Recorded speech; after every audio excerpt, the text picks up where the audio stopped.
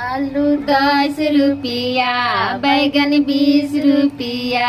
आलू 10 रुपया, बैगन 20 रुपया, टमाटर किने गइनी त बड़ महंगा, टमाटर किने गइनी त बड़ महंगा, भसुरा के पाकिट में मोबाइल नोकिया, रिंगटोन बाजेला हिलेला मोचिया, रिंगटोन बाजेला हिलेला मोचिया, चिउरा 4 रुपया, चीनी 10 रुपया,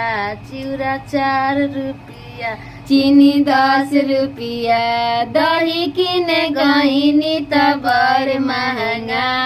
दही किने गइनी त बड़ महंगा, समाधि के पाकिट में मोबाइल नोकिया, रिंगटोन बाजेला हिलेला मोचिया।